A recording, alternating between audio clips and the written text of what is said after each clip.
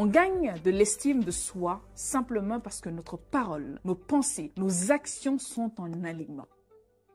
Ce qui fait que même quand vous partez vous coucher dans votre lit, vous n'aurez pas de baisse d'estime de vous-même. Simplement parce que vous savez que ce que vous prenez, ce que vous dites aux autres, c'est ce que vous pensez et vous agissez en conséquence pour que cela se manifeste dans votre vie.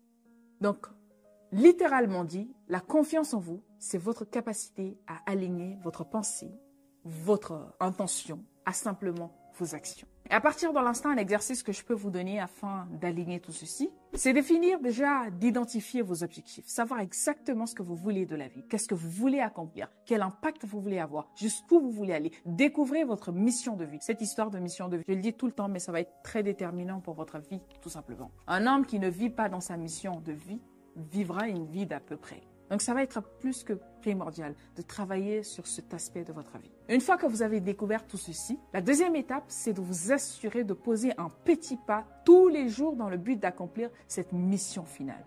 Admettons que vous souhaitez devenir un jour président de la République. Alors, bien évidemment, avec des valeurs saines, pour une idéologie bien garnie. Cela ne se fait pas du jour au lendemain. Ça demande de la préparation, ça demande de la compréhension, ça demande également de l'investissement personnel.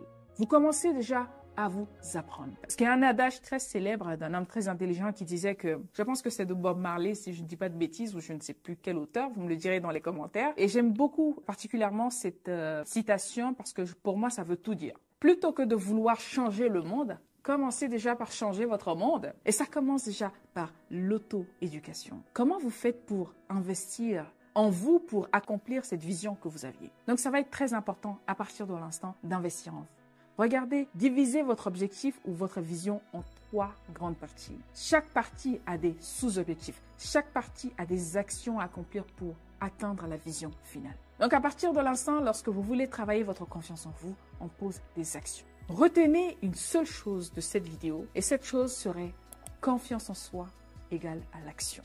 Votre degré de persistance et votre répétition vis-à-vis de vos actions déterminera votre maîtrise. Et votre maîtrise égalera simplement à votre confiance en vous. On se fait confiance parce qu'on a le sentiment de contrôle. On se fait confiance parce qu'on a l'impression d'avoir totalement une maîtrise sur un sujet, sur une tâche, sur une connaissance, peu importe le domaine. Donc, faites-vous confiance, mais surtout, prenez de l'action.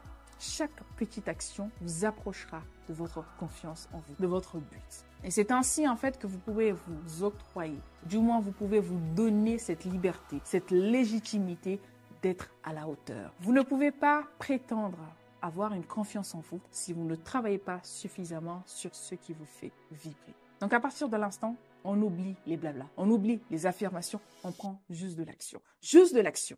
Et peu importe comment c'est petit, prenez de l'action. Prenez soin de vous. Lisez des livres, écoutez des podcasts, allez dans les conférences, consultez des gens, créez du réseau. C'est ainsi que vous allez établir petit à petit l'estime de vous-même. Et votre perception de vous-même sera une preuve palpable pour vous dire « Oui, je me fais suffisamment confiance pour atteindre la destination finale. »